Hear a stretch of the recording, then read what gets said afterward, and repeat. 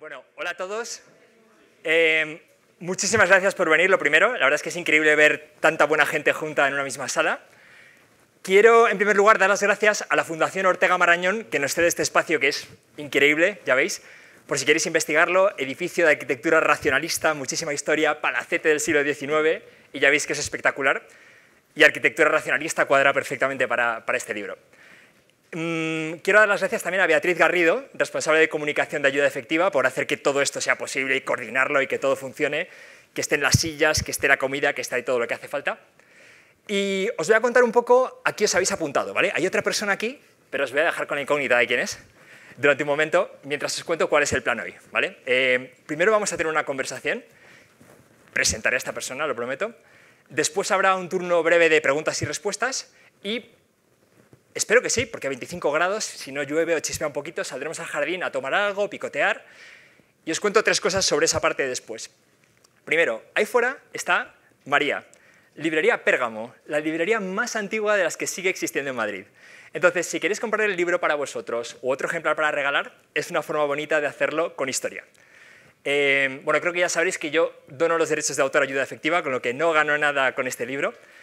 Y por cierto, esta es la banda sonora para dar emoción. El catering es algo que tampoco le cuesta nada ayuda efectiva, con lo que nada se detrae del dinero que enviamos a financiar los programas humanitarios más efectivos.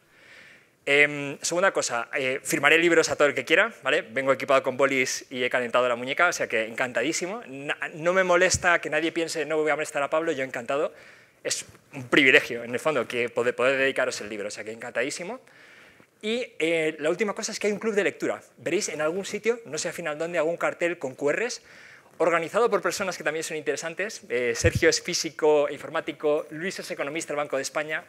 Si a alguien le gusta esta idea de leer con otros y comentar el libro, pues bueno, que sepáis que existe ese club de lectura. Habrá por ahí un código QR que te cuenta de qué va.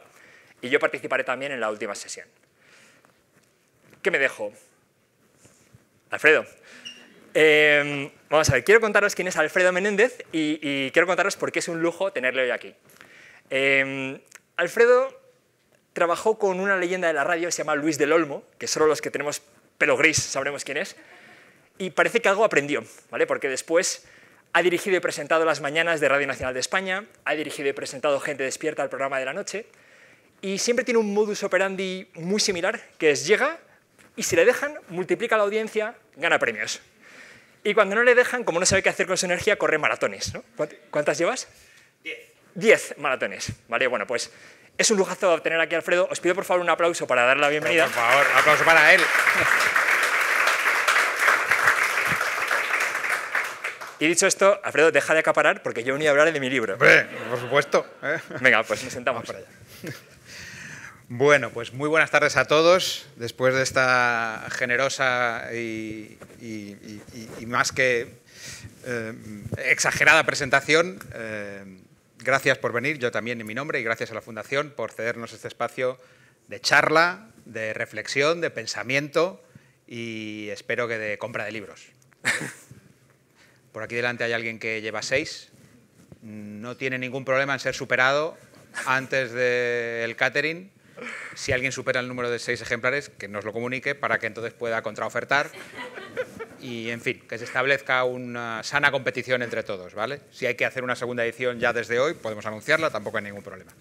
Bueno, yo, a modo de mínima introducción, Pablo llegó a mi vida, o yo llegué a su vida de la manera más carambolesca posible, trabajando en un proyecto al que le tengo muchísimo cariño, como fue el de Crazy Labs.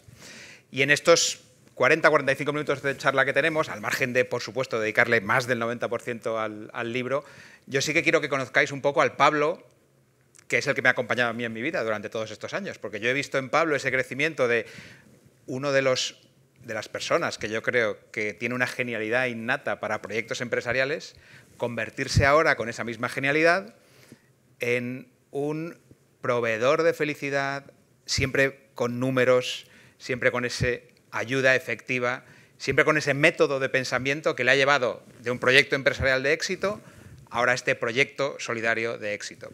El libro que tenéis aquí y que podréis comprar, por supuesto, ahora a la salida, este Altruismo Racional, yo quiero enviar un primer aviso antes de hacerle la primera pregunta a Pablo.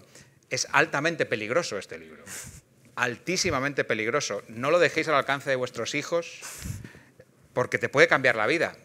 Si ya ayudáis, os puede cambiar la manera de ayudar. Y si no ayudáis, os puede acompañar en el camino de empezar a ayudar, pero siempre de una manera efectiva. Siempre pensando en el resultado final, que es la mejor manera de poder ayudar. Para cualquier presentador de libros que se precie, que tenga una pregunta en la portada, es un caramelito, porque ya parece que te está empujando a que sea la primera pregunta, pero la vamos a dejar para el final, para que sirva a modo de conclusión. Yo quiero saber, apelando al amigo, al escritor también, y ya metiéndonos de hecho en el libro, ¿cómo fue ese clic? ¿Qué pasó en tu cabeza, en tu vida? Porque lo más normal es que tú hubieras seguido montando proyectos de empresas de éxito, viviendo de las rentas, si me permites casi una expresión muy siglo XX y muy de mis padres. Eso hubiera sido el camino normal, seguir montando proyectos de éxito, seguir triunfando en el mundo de los negocios, del business marketing, y sin embargo decides un día por algo, por ese clic, que debes dar un volantazo a tu vida. ¿Qué pasó y por qué? Es verdad que lo normal es dos caminos, ¿no? Uno es la adicción a lo que ya haces, ¿no? Si emprendes, vuelves a emprender. Y si vendes una empresa, pues creas otra.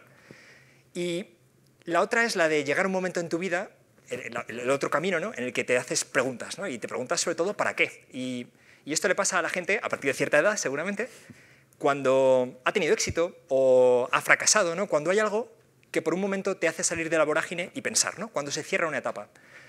Y creo que tendemos a responder mal a esa pregunta, a veces porque ni siquiera nos damos el tiempo para intentar responderla en condiciones. Y yo tuve la suerte de que esa pregunta a mí me pegó en un momento en que podía permitirme parar a pensar. Y para mí eso fue lo que lo cambió todo, ¿no?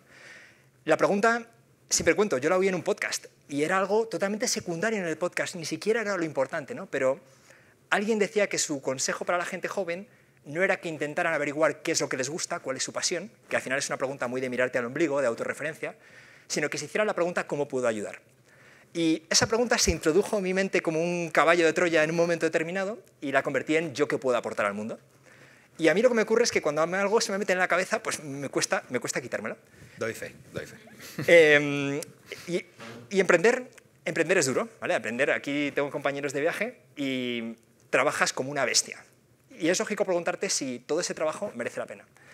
En mi caso, además, como daba clases en el IE, daba charlas, ¿no? De vez en cuando se acercaba gente y me decía, oye, me ha encantado tu charla. Y yo por dentro pensaba, ¿qué estoy vendiendo aquí? O sea, realmente parece que tengo una cierta capacidad para comunicar, ¿para qué la estoy usando? Entonces, oye, será por mi educación, está mi madre por aquí, será por cualquier otra cosa, pero yo sentía que tenía que utilizar mis capacidades para algo que mereciera la pena. Y decidí parar para averiguar qué podía aportar al mundo. Y claro, según quién seas, posiblemente respondes a esa pregunta de una forma u otra, ¿no? Yo que soy un tío así racional, bastante cuadriculado en algunas cosas, cuando me encontré con que existía una posibilidad de ayudar con cabeza, además de corazón, pues era, digamos que era un accidente esperando a ocurrir, ¿no? ¿Alguna vez te has preguntado si no hubieras tenido éxito en los negocios, en ese primer proyecto emprendedor, si no hubieras tenido éxito, ¿estaríamos aquí ahora? Es una buena pregunta. Yo creo que a mí la típica pregunta a veces de si cambiarías algo en tu vida, ¿no? Es una pregunta que a mí me da mucho respeto, ¿no? Porque creo que no estaría hoy aquí si no hubiera ocurrido todo como ha ocurrido. Y es muy probable que estuviera en otro sitio distinto por algo tan fortuito como qué tal fue esa primera empresa o no. Entonces, no, soy un poco peculiar en que no reflexiono demasiado acerca del pasado, estoy muy en el presente siempre, pero creo que las cosas ocurren, una cosa lleva a la otra, y ahora que pienso siempre en términos de impacto, ¿vale? Oye, ¿esto que hago tiene impacto? Pues el impacto se esconde en cadenas muy complicadas de sucesos y de acontecimientos, ¿no? O sea, imagínate ese proyecto en el que trabajamos tú y yo, ¿no? ¿Quién nos iba a decir que décadas después estaríamos aquí sentados hablando de un libro, ¿no? Parece increíble. Entonces, bueno, yo tengo mucho respeto a cómo han ocurrido las cosas y simplemente me alegro de que hayan ocurrido así. Es lo que te podría decir. Lo que sucede es que cualquier persona a la que le puede ir bien en la vida, si le cae la moneda de cara y tiene los recursos suficientes, pues dice, vale, quiero cambiar mi vida, pues voy a ayudar, y te conviertes en un mecenas, en alguien generoso, y Hacienda está encantado de tus donaciones y los proyectos a los que tú donas, pues más encantados aún de recibir el dinero. Pero no, Pablo decide que hay que ayudar y con cabeza. Decía yo que es una persona de método. Quiero que me hables de cómo nace Ayuda Efectiva y por qué decides que no basta solo con ayudar, sino hay que encontrar el método más eficaz para ayudar y que esa ayuda se duplique, triplique, se multiplique hasta donde llegue el dinero que se aporta. Sí. A ver, lo cierto es que el mérito no es mío. Yo me encontré con ideas que venían ya de otra gente, ¿no? Como suele ocurrir, siempre te apoyas en otros. Y lo cierto es que yo siempre, igual que seguro que hay gente en esta sala, yo he sido muy escéptico respecto a la idea de la ayuda, el buenismo, las ONG, esto de que te paren por la calle con un chaleco para contarte la historia más dramática posible y donar y que eso sea un acto de fe. Entonces, cuando decidí que yo quería averiguar qué podía aportar al mundo, no podía sin más sumarme a una ONG cualquiera. Había visto algunas de cerca además y había visto los problemas del voluntariado, ¿no? Cómo gente con buenísima voluntad a veces hace un trabajo altísimamente ineficiente. Entonces, no veía una respuesta clara, no, para nada había encontrado ya 4 opciones posibles para canalizar esa idea de mejorar el mundo, ¿no? Entonces, lo que hice fue dedicarme a investigar y me subía por las paredes porque me senté en casa un día de enero de 2018 con la tarea de averiguar qué podía aportar al mundo. Empecé por ver qué hacía Bill Gates, ¿vale? Fue el primero que digo, oye, vamos a ver, alguien que pueda tener una visión diferente de la ayuda, salvando las distancias, ¿no? Sí. Vamos a entender qué hace Gates, cómo piensa este tío y por qué hace las cosas de forma diferente. Y en esas búsquedas acabé encontrándome con que había gente ya increíblemente competente en el mundo, y aquí digo siempre que ese tópico de que deberías intentar ser la persona menos inteligente de la sala, bueno, yo lo he vivido, y lo he vivido en un movimiento internacional que se llama el altruismo eficaz, en el que, como decía, gente tremendamente competente ha decidido que quiere utilizar la evidencia y la razón no para pegar el siguiente pelotazo y tener la siguiente startup de éxito, sino para averiguar cuáles son las mejores formas de ayudar a los demás y llevarlas a la práctica. Entonces, a mí ese concepto, esa idea central, que ya te digo, no era mía, me pareció increíble, me pareció... O sea, es que a día de hoy si me preguntas, oye, ¿podrías hacer algo mejor con tu vida que utilizar la evidencia y la razón para encontrar las mejores formas de ayudar a los demás y llevarlas a la práctica? A mí, desde luego, no se me ocurre. No se me ocurre. Y a partir de ahí, pues, lo que hice fue buscar mi hueco y mi adaptación, ¿no? ¿Cómo tomo yo estas ideas? Y yo siempre soy antidogmas, anticreencias, antiabrazar algo escrito por otros. Lo interesante es que ciertas ideas te inspiren y buscar cómo adaptarlas.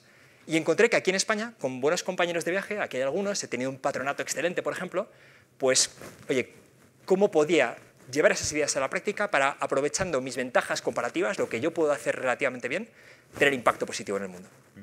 Nos metemos de lleno en el libro.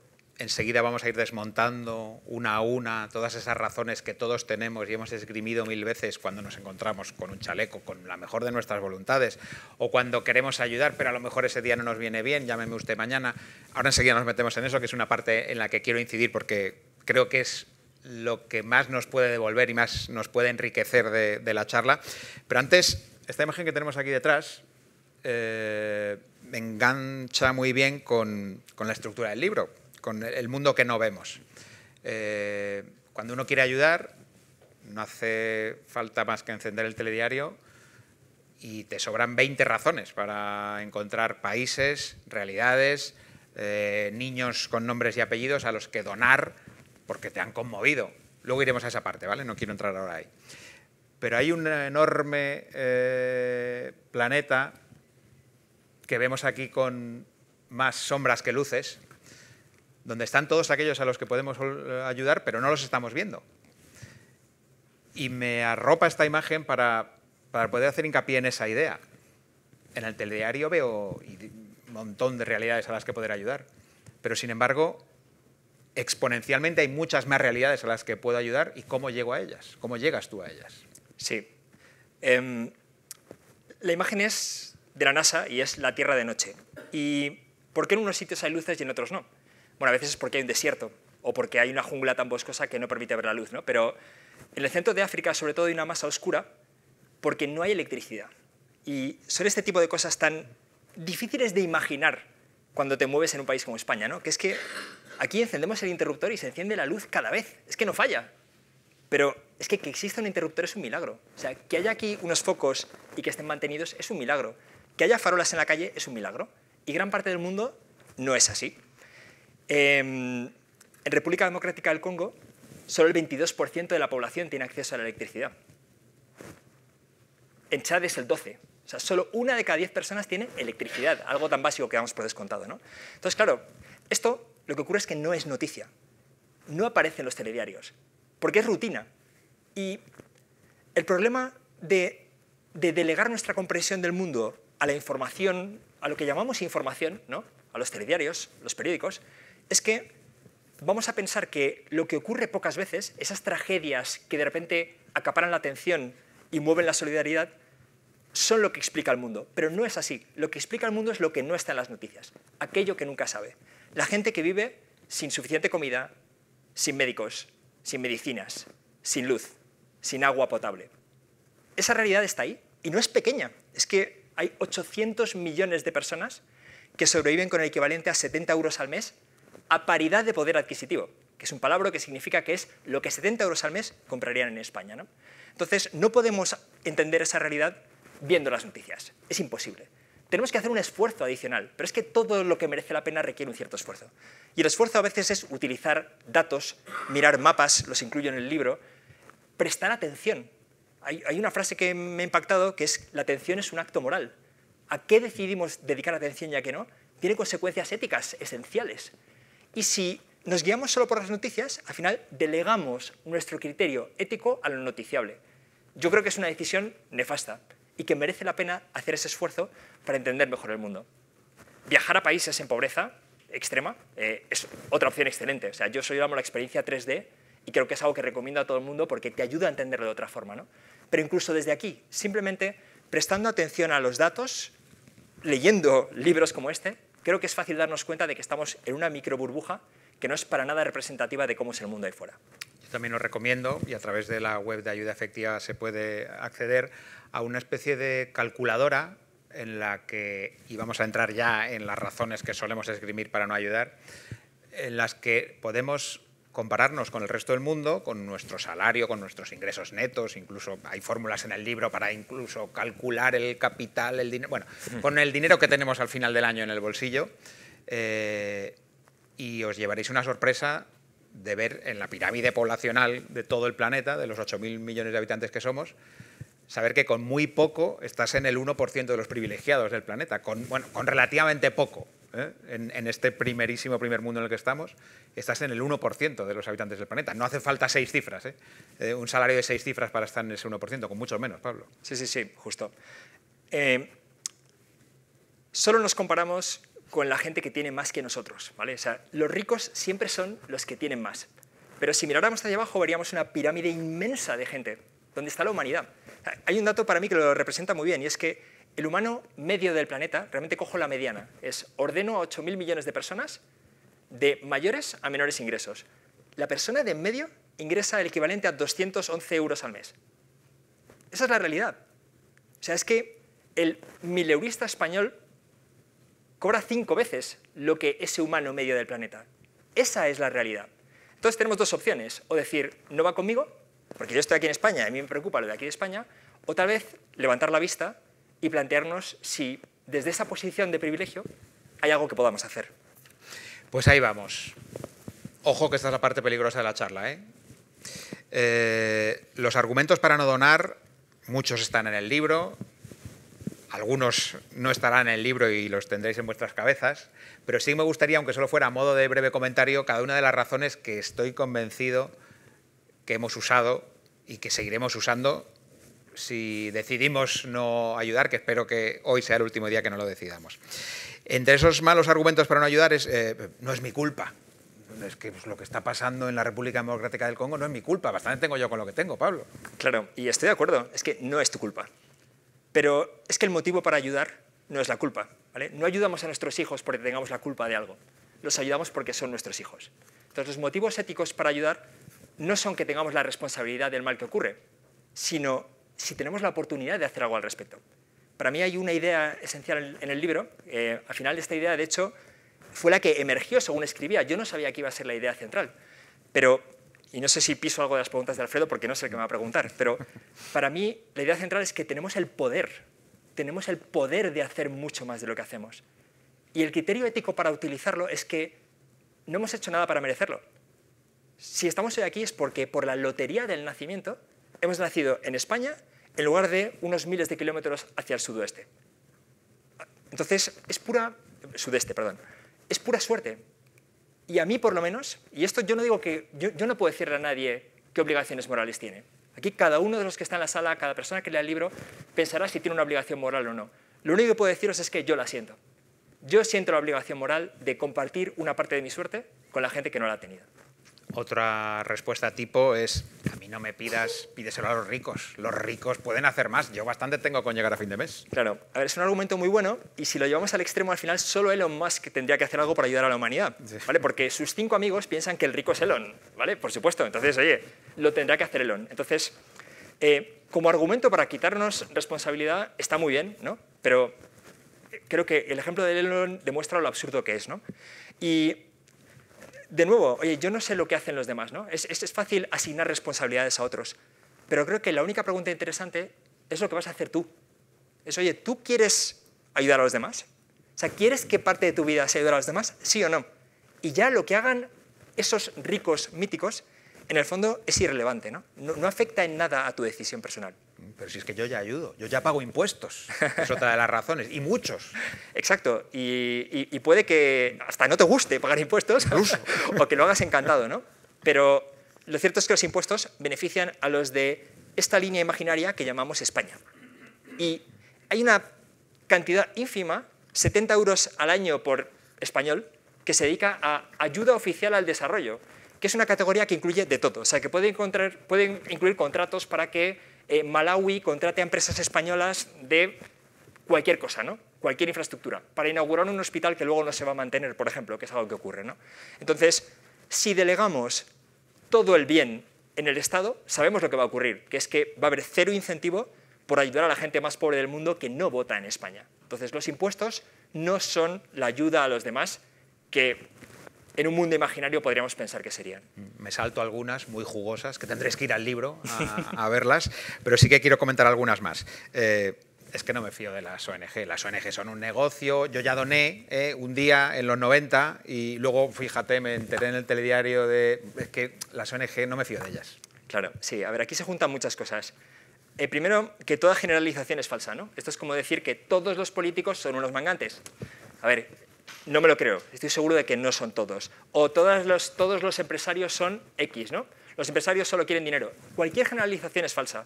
Y en las ONG, como en cualquier otra cosa, hay una diversidad enorme. Y las tienes con buena intención, con mala intención, tremendamente eficientes, tremendamente ineficientes. Y utilizar que las ONG son un negocio como un argumento para no ayudar, pues sinceramente me parece muy débil. Si te parece que muchas ONG son malas, busca las buenas. Y es que de hecho hoy podemos buscar las buenas, ¿no? Entonces, yo creo que tenemos que tener... A ver, hay que ser muy humildes al ayudar, ¿vale? Porque sabemos muy poco de las necesidades de la gente. Pero creo que tenemos que tener un sesgo hacia actuar. Entonces, si tú te has montado un argumento que te lleva a no tener que hacer nada y a ver qué ponen en Netflix ahora, yo sospecharía de ese argumento, porque es demasiado cómodo, ¿no? No ayuda. El mensaje, o una parte del mensaje de toda la charla, y es una de las cosas que más me ha gustado del libro, es un mensaje positivo y luminoso. La realidad del mundo es dura. Pero, como dices en el libro, nunca hemos estado mejor que ahora. Esto no quita hierro a que haya gente que esté muriendo. Esto no quita hierro a ninguna de esas realidades duras de las zonas oscuras que no vemos. Pero sí me gusta que se contraponga, porque me parece un mensaje luminoso, que nunca en la historia de la humanidad hemos estado mejor que ahora. Y eso me parece un balance del mensaje del libro muy positivo y que me gustaría que desarrollaras. Sí. Pero hay una cita de Max Rosser, que es el fundador de un sitio web que se llama Our World in Data, Nuestro Mundo en Datos, que os recomiendo a todos. O sea, siempre que las noticias os estén diciendo que el crimen es terrible, que el COVID está muchísimo peor en la 7ª ola, Our World in Data, y compara a ver qué ha pasado en el tiempo y entre diferentes países. Bueno, y Max Rosser tiene una cita que dice: el mundo es terrible. El mundo ha mejorado mucho. El mundo podría ser mucho mejor. Y lo increíble es que esas tres cosas son ciertas a la vez. El mundo sigue siendo terrible, porque es que hay 800 millones de personas en la miseria más extrema. Pero en 1990 eran 1.900 millones. sobre todo por el desarrollo de China y la India, ha cambiado radicalmente la situación. Pero incluso en los países más pobres, la mortalidad infantil se ha reducido muchísimo. Pero es que sigue siendo intolerable. Sigue siendo intolerable. O sea, en España la mortalidad está en el 0,3%. Hay países en que está en el 10%. 1 de cada 10 niños que nacen no superan los 5 años. Creo que debería ser algo intolerable para nosotros, ¿no? Y desde mi punto de vista, es que es la prioridad número 1. O sea, si quiero pensar después en otras formas de ayudar, primero, por favor, que los niños que nacen no mueran antes de cumplir los 5 años. Me parece básico, ¿no? Entonces, lo curioso es que esta realidad es durísima, como tú dices, ¿no? Y en el libro lo cuento y aviso, ¿no? Que cuando lo ves en mapas y profundizas es terrible. Pero es que podemos hacer cosas increíblemente efectivas. Es que no tiene por qué ser así. Lo que no podemos pensar es que lo tienen que resolver otros. O lo resolvemos nosotros, y ojalá nosotros sean miles de personas, ¿no? Y por eso existe el libro. Pues o lo resolvemos nosotros o no va a ocurrir. Pero no está ahí porque sea un problema dificilísimo. No es que necesitamos investigación, innovación, el tipo de cosas en las que pensamos en nuestro país, ¿no? No, no, no. Es que hay soluciones efectivas y simplemente no estamos priorizándolas. No estamos dedicando los recursos. Entonces, vuelvo de nuevo al poder. Es que cada uno de nosotros tiene el poder de ayudar a miles de personas y salvar vidas. Y en mi opinión, nada merece más la pena. Hemos ido desbrozando el mundo que no vemos, el por qué no ayudamos o lo hacemos a medias, y nos queda la clave, cómo ayudar mejor, cómo dar ese paso después de comprobar o de bucear en esta web, que es una maravilla, por cierto, que yo también os la recomiendo. ¿Cómo ayudar mejor, Pablo? ¿Cómo hacerlo? ¿Por qué podemos ayudar más y cómo hacerlo mejor? Que es la pregunta que estaba en la portada del libro y que la quería guardar para este momento. Sí. Pues decía antes que no es que yo haya inventado unas ideas fantásticas, sino que me apoyo en gente increíble, ¿no? Y en concreto os voy a hablar de 2 personas, lo cuento en el libro, son Eli Hasenfield y Holden Karnofsky. Eran 2 jóvenes financieros que trabajaban en Connecticut en un hedge fund que se llama en una gestora de inversiones que se llama Bridgewater, creada por Ray Dalio, es un personaje bastante conocido. Y montaron un club filantrópico decidiendo donar en conjunto, ¿no? Oye, ¿qué os parece si nosotros, que somos gente lista, evaluamos las oportunidades para ayudar a otros? Y empezaron a pedir información a las ONG. Y ellos, que eran gente cuantitativa, de números, de cifras, de comparar, se encontraron con un montón de folletos y fotos. Y dijeron, vamos a ver, yo es que con esto yo no puedo elegir. La pregunta que quiero saber es, si os dono $10.000, ¿esto qué impacto tiene? Y lo que se encontraron es que las ONG no sabían responder a la pregunta. No es que no fueran transparentes, es que no lo sabían. Estaban trabajando en un problema, haciendo algo que parecía que tenía sentido, pero no sabían si funcionaba. Bueno, de ese problema inicial se creó una organización que se llama GiveWell, que dedica 60.000 horas al año a intentar averiguar cuáles son las mejores formas de ayudar a los demás. ¿Qué nos dicen los datos? Que optimiza el impacto de nuestro dinero. Y llevan 20 años haciéndolo. Entonces, es falsa esta idea de, oye, es que donar es un acto de fe, es que yo no sé qué puedo conseguir. No, no, no, no, no. Es que basta con que pases 5 minutos leyendo la investigación de GiveWell o en Ayuda Efectiva, porque la hemos traducido al español, para averiguar que existen unas oportunidades increíbles para tener impacto, auditadas, comprobadas, por arriba, por abajo, y no solo financieramente, sino al impacto, comprobando que verdaderamente si haces esto, aquí están muriendo los niños y aquí no. Y por costes ridículos, ¿vale? Tratamientos que cuestan 2 euros al año, 5 euros al año, 7 euros al año. Entonces, hoy no es verdad que esto de donar es un acto de fe. No tiene por qué serlo. O sea, si para ti donar es un acto de fe, es porque no te has apoyado en la investigación que está ahí fuera. Porque podemos saber perfectamente cuáles son las formas más efectivas de ayudar. ¿En qué consiste el compromiso del 10% del que tú formas parte? Vale, sí, esto es algo que la mayoría de la gente pensará, están locos, ¿no? Bueno, pues están locos es no sé cómo llamarlo, una iniciativa, un movimiento creada por un profesor de filosofía de Oxford que se llama Toby Ord. A mí me encanta Toby Ord y me encanta su charla TED, os la recomiendo, porque ves a un académico con camisa de manga corta, blanca, calvito, que sale y te cuenta que ha calculado cuánto va a ganar en toda su vida y se da cuenta de que no necesita tanto para ser feliz, porque a él le gusta la música, le gusta leer, tiene su carrera de académico, y dice, oye, ¿y para qué tengo todo esto? Y no solo eso, se va, coge unos documentos del Banco Mundial y calcula qué impacto podría tener donando.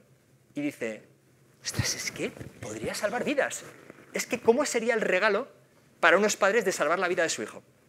Y, joder, dándose cuenta de que es así, el tío empieza a donar el 40% de sus ingresos. Bueno, entonces, evidentemente, la mitad del mundo o el 80% piensa, está loco, pero hay otros que le dicen, oye, Toby, es que me parece increíble esto que estás haciendo, joder, se me hace demasiado, pero me gustaría unirme a ti. Y crea una idea que es el compromiso del 10%. Y es una comunidad, un grupo, llámalo como quieras, de más de 10.000 personas ya, de 100 y pico países, que nos hemos comprometido a donar al menos un 10% de nuestros ingresos a los programas más efectivos. ¿Es una burrada el 10%? ¿Estás loco? Pues no lo sé. Para mí la pregunta es, oye, el 90% de tus ingresos, estando en el top 5, top 1% de la población mundial, conservar el 90% de tus ingresos para ti, para los tuyos, para tus sueños, para tus planes, ¿es demasiado poco? Yo creo que no, ¿vale? Yo llego a la conclusión de que no. Pero creo que el porcentaje da igual, ¿no? Para mí, el mensaje importante es que posiblemente podemos hacer más de lo que estamos haciendo. Que no es... cuando hablas con la gente que más dona, nadie me dice que es una obligación terrible o un sacrificio. La gente lo que me dice es que es de las mejores decisiones que han tomado jamás. Sabemos que esa ayuda puede tener un impacto enorme. Y sabemos que al final, tal vez renunciemos a algunas cosas, pero para mí, poder llegar a los últimos días de mi vida y poder decir, yo salvé 10 vidas, 5, 1, las que sean, ¿con qué lo bato? O sea, ¿qué pensamiento preferiría tener en esos últimos días? A mí no se me ocurre. En el libro dices, si solo recuerdas una frase de este libro, que sea, tienes el poder de salvar y transformar vidas y nada merece más la pena. Yo espero que se queden con más frases, pero como la frase es tuya, dices, si solo os queréis quedar con una, quedaros con esta. Porque viendo la pasión con la que lo transmite y viendo la cantidad de esfuerzo y talento que le está dedicando, está claro que si a alguien le merece la pena, es a la persona que está aquí explicándonoslo y contando su historia en Altruismo Racional. ¿Tus hijos entienden lo que haces? Gran pregunta. Yo como soy un tío reflexivo, había pensado mucho en la paternidad para intentar simplificarla, ¿no? Y yo empiezo todas las conversaciones diciendo soy un privilegiado, ¿vale? Y soy muy consciente de la suerte que he tenido en todos los aspectos, ¿no? Y hay gente que se enfrenta a situaciones familiares tremendas, ¿vale? Yo no. Y no por mérito propio, he tenido mucha suerte, ¿no? Y esa suerte me ha permitido pensar que yo quería que mis hijos fueran capaces de al menos dos cosas. Una es producir en lugar de solo consumir, ¿no? Que es un poco a donde nos lleva hoy en día todo, ¿no? Boca abierta haciendo scroll, que también lo hacen a ratos, por supuesto. Y la segunda, que fueran capaces de ser felices, porque es fácil ser esclavo de tu mente, ¿no? Es fácil... hay una frase que me gusta, que es que cada día cuando te levantas puedes pensar en lo que sí tienes y sí puedes hacer, o en lo que no tienes y no puedes hacer. Y es una decisión que condiciona el espíritu de tu día, ¿no? Pero sinceramente, mis hijos habían salido egoístones, porque yo no había dado importancia a ayudar a los demás, así es. Y una de mis alegrías es que al haberme entrado yo en este mundo, eso pues también ha permeado, ¿no? Bueno, aquí está uno de mis hijos, entonces lo mejor es que luego os diga él el qué opina, pero vamos, un día me dijo que quería donar parte del dinero que tenía ahorrado en una cuenta en Excel que tenemos. Me dijo una cantidad, yo le dije, me parece mucho, decidió hacerla y después de hacerlo me dijo, papá, me siento bien. Y eso me encantó, ¿no? Y veo a mis otros hijos también que sí, o sea, creo que no piensan que estoy loco, creo que al final lo que tenemos que demostrar es que es posible hacer más de lo que hacemos y que es posible, además, que sea una de las partes más gratificantes de nuestra vida, ¿no? Y creo que eso al final pues se nota, ¿no? Enseguida vamos a dar paso a las preguntas, pero en el libro, la estructura del libro es muy de conclusiones y cada uno de los apartados va teniendo cada una de sus conclusiones.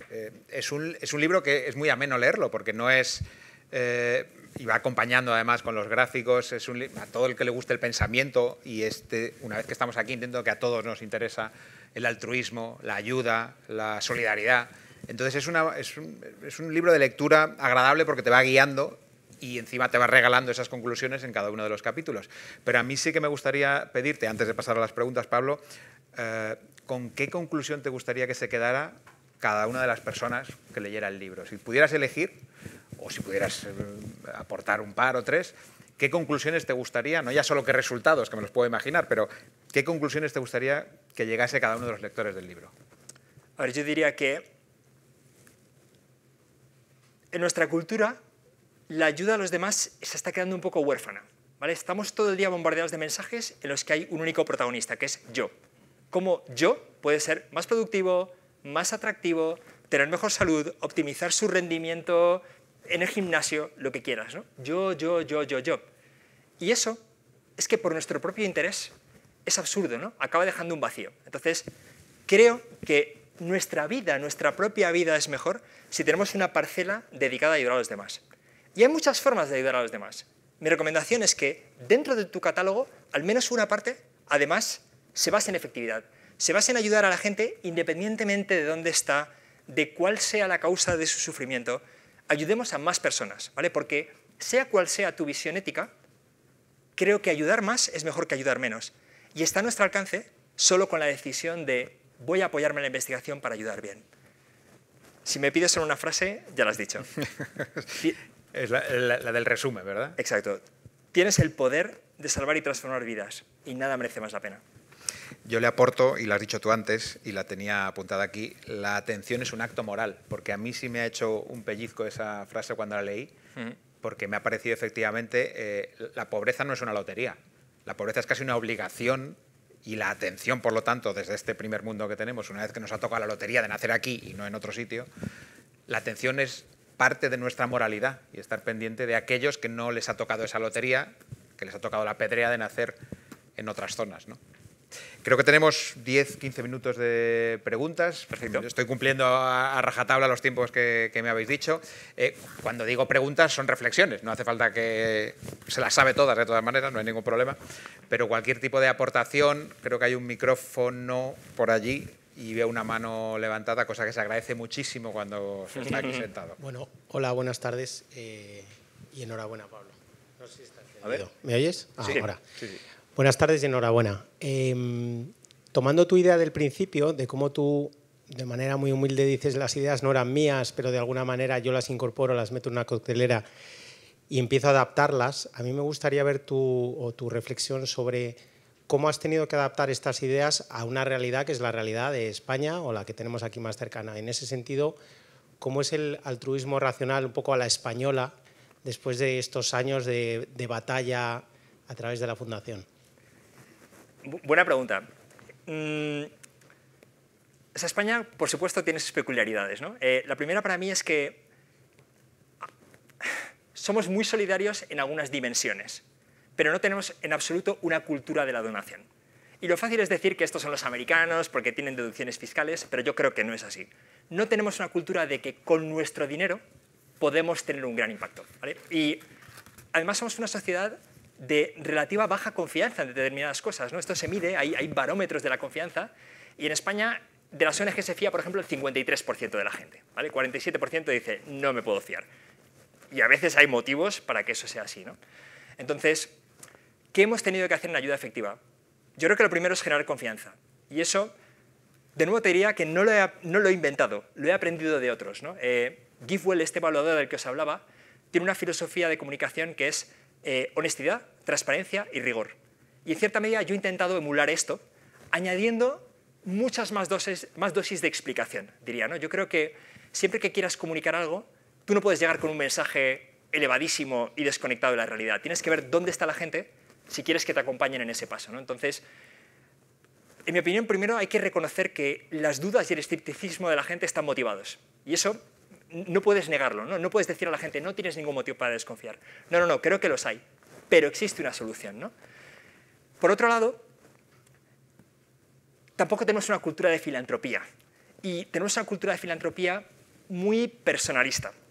No es el único país, cada país tiene su giro de esto, ¿no? Pero la gente tiende a crear demasiadas fundaciones. Y España está llena de fundaciones con el nombre del fundador y con poquísimo impacto y reinventando la rueda una y otra vez, ¿no? Entonces, igual que te digo que hemos conseguido ciertas cosas en la comunicación, creo que a nivel de transformar la filantropía, este para mí es el paso 1. Esperaría que más gente lo haga y más gente se deje asesorar, que más gente se dé cuenta de que a lo mejor no hace falta una idea original, novedosísima, sino que hay que apoyar lo mejor que ya existe, ¿no?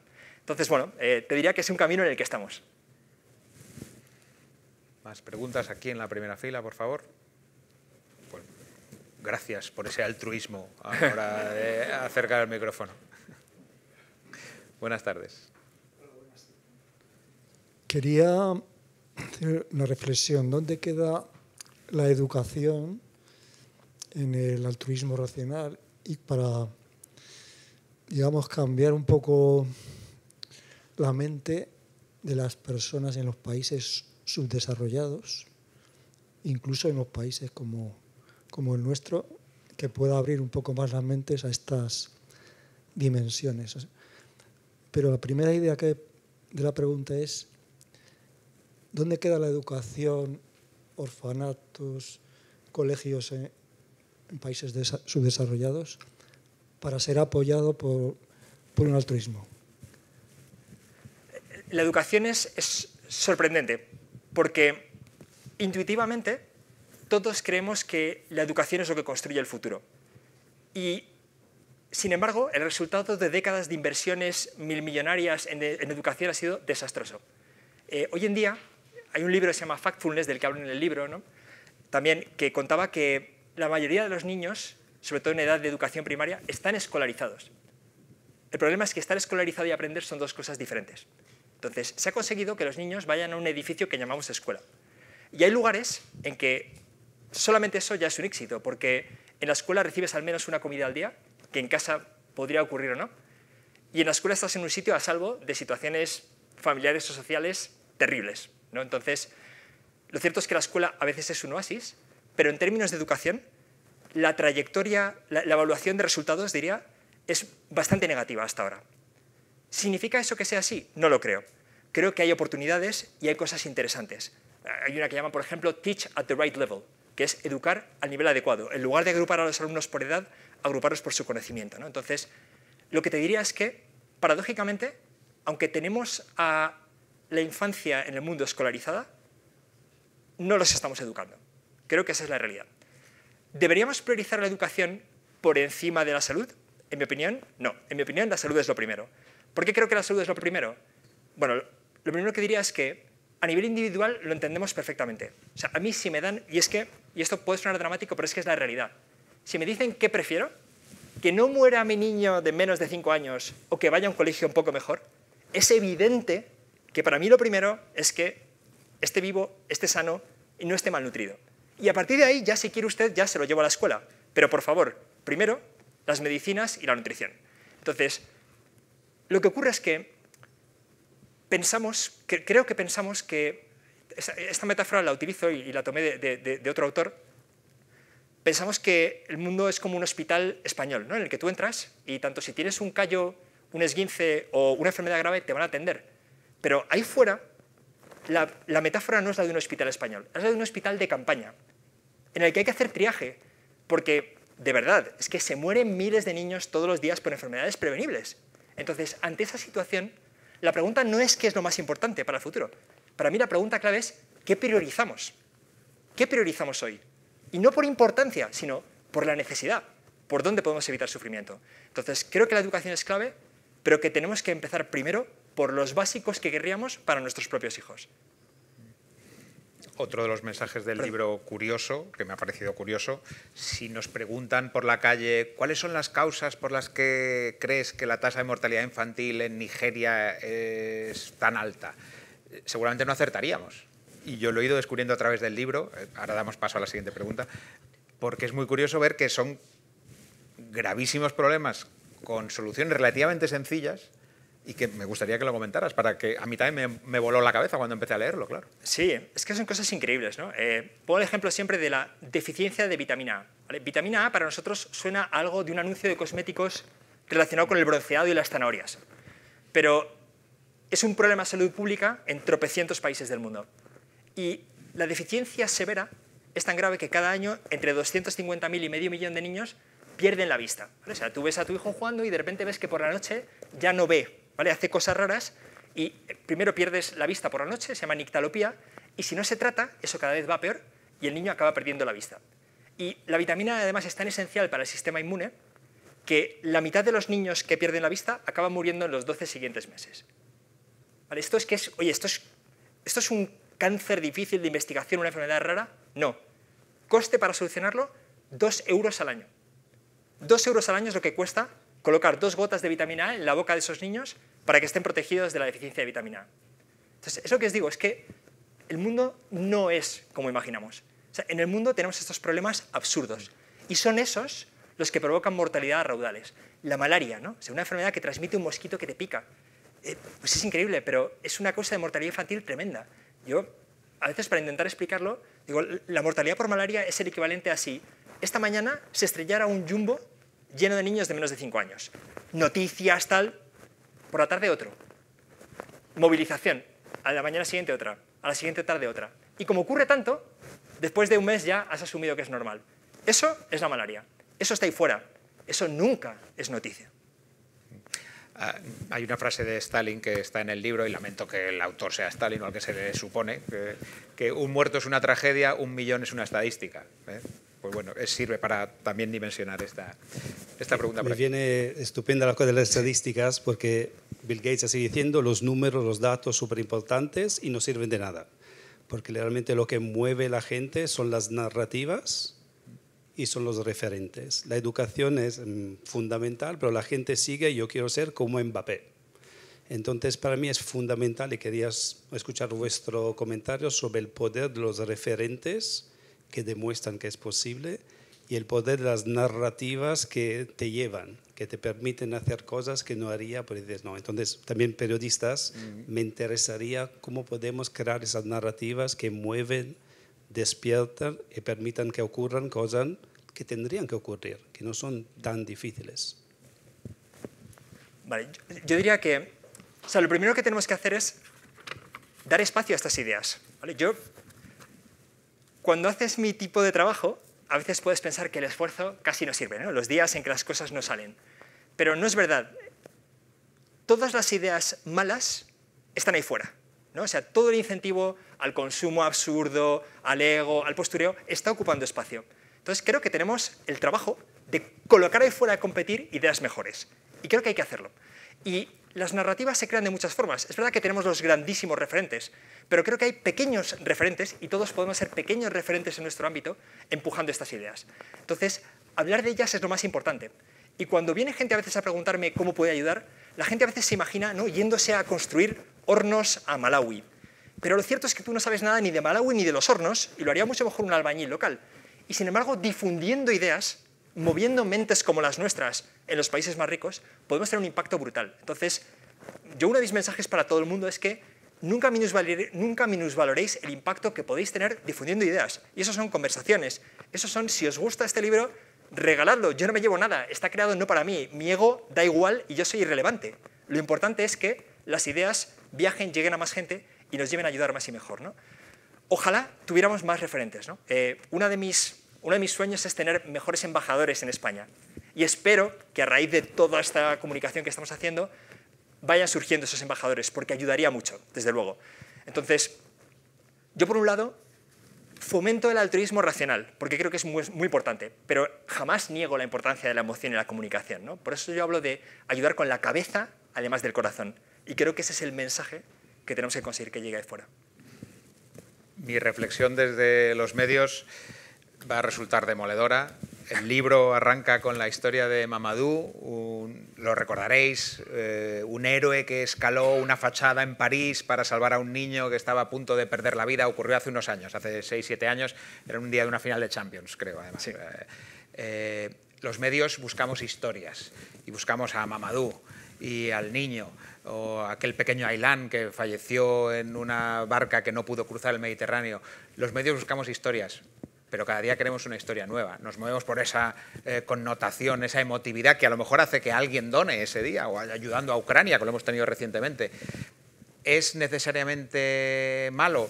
No, pues a lo mejor consigues que alguien done y ayude, pero a mí me gustaría, y por eso estoy hoy a este lado, que esa ayuda fuera mantenida en el tiempo. Y la emotividad, y en un país latino como este siempre está bien, pero me gustaría añadirle ese puntito de racionalidad, que la ayuda fuera mantenida, sostenible, perfectamente integrada en nuestra estructura de gastos y todo lo que se quiera, si no pido nada extraño. Pero los medios nos movemos por otros criterios. Yo cuando he tenido ahora estoy en la gestión y no tengo oportunidad de hacer contenidos como tal. Cuando los he tenido sí que he intentado a lo mejor optar por contenidos solidarios y cosas así, pero luego la vorágine del día a día en una época tan individualista como la que estamos ahora es complicado. Así que mea culpa para los medios también, eso por descontado. Pregunta allí al final. Santiago, son dos preguntas personales pequeñitas, intento hacerlas rápidas. Una es, cuando he venido aquí, tenía tiempo esta tarde, en general me interesan los temas de colaboración y altruismo. Digo, Pablo Melchor, lo había leído en algún correo y, sinceramente, como lo habéis comentado al principio, no tenía pensado comprar el libro, la verdad. Digo, voy a oír la charla y tal. Y en algún momento lo has dicho al principio, muy rápido, yo no me he quedado muy bien, pero ahora conforme os oía, digo, bueno, ya, como parte de esos pequeños eslabones que yo intento hacer muy pequeñitos, digo, bueno, pues mira, compro el libro y ya está. Lo compro, si Pablo me dice que efectivamente sirve para algo, aparte de leer las cosas muy interesantes que tiene dentro, lo compro, venga. Esa es una pregunta. La segunda, habéis hablado de la cooperación pública, de AECID y tal, y estuve hace poco en una exposición que hay en la Galería de Nuevos Ministerios sobre proyectos de AECID, que a lo mejor la habéis visto, y son una serie de proyectitos y con unas fotos muy bonitas. Algunos que me interesaban mucho, como Arguidecto, sobre unos centros hechos con bóvedas de catenarias que se autosostienen y tal. Bueno, unas cosas muy interesantes, pero son una suma de cosas y al final siempre me quedaba la duda de decir, bueno, ¿y todo esto qué? ¿No? ¿Y todo esto qué? No sé qué significa el qué, pero te pregunto si lo has visto pero sí me pareció interesante. Es un montón de pequeñas cosas, de pequeñas construcciones, de pequeñas intenciones de proyectos. Bueno, la pregunta, ¿qué? Vale. A ver, intento estructurar la respuesta. ¿Comprar el libro sirve para algo bueno?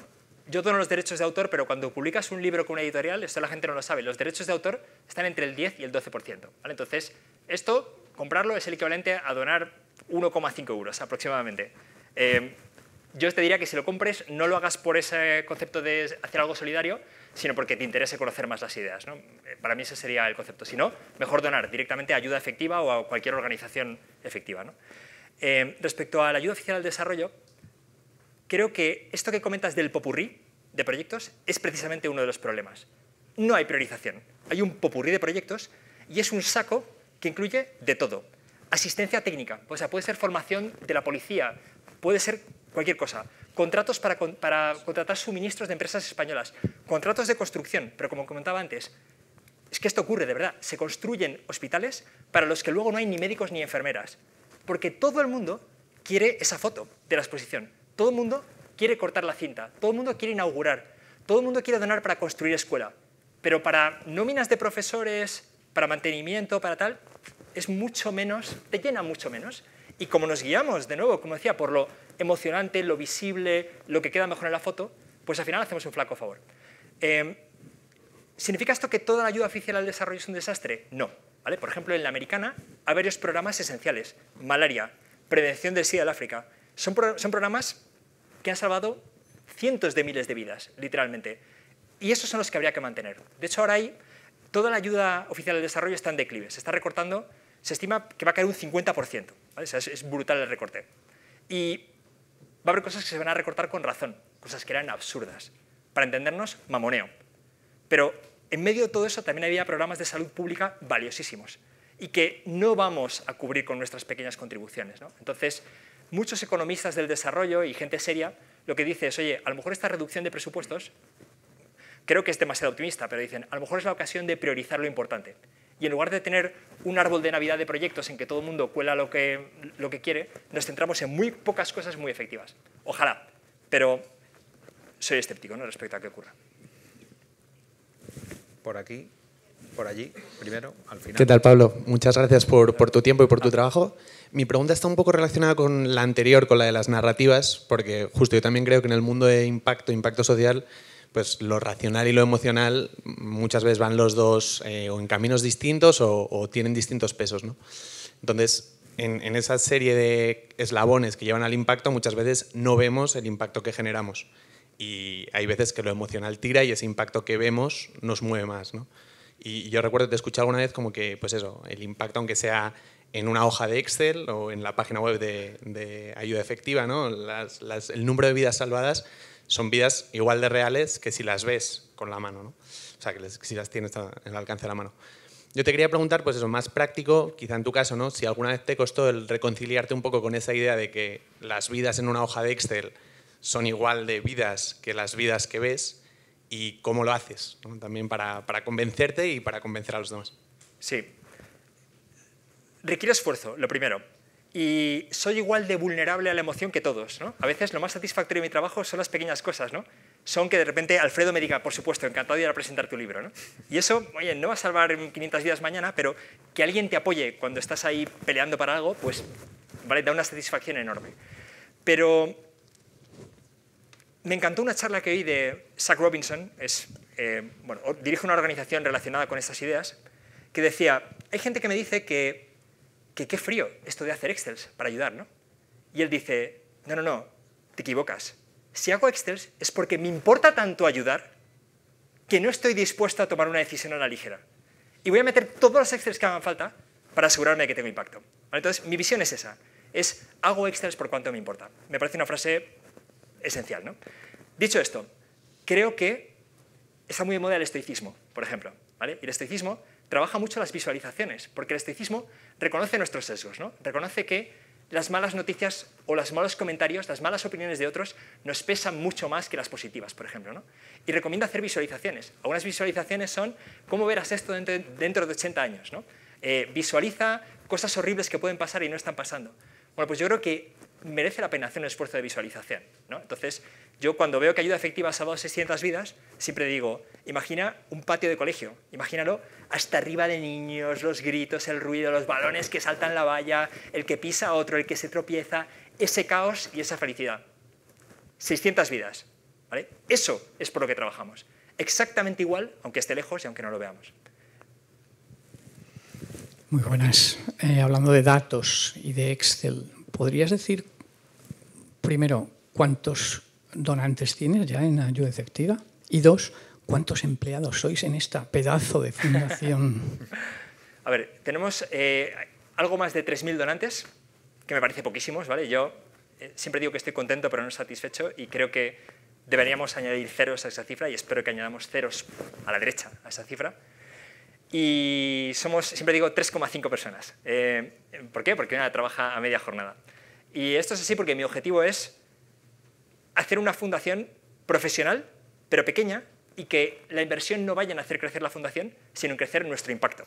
Y creo que este mismo equipo, que este año moverá, si todo va bien, 2 millones de euros hacia los programas más efectivos, pues podría perfectamente mover 20 o 200 millones, ¿no? No necesitamos crecer en infraestructura, lo que necesitamos es que las ideas viajen y haya más gente que se quiera unir a nosotros. Pasan casi 5 minutos de las 8, de las 7 en Canarias. Esto es por los años de radio, para que se me note. Me comunican que ya ha habido alguien que ha comprado 7 libros. Lo siento, te han desbancado. Así que si no hay más preguntas y si la hay, todavía hay tiempo, por supuesto. Sí. ¿Una más? Por supuesto. Sí, Pablo, yo quería hacerte una pregunta para terminar, así como para agrandar un poco el abanico de lo que estamos aquí discutiendo.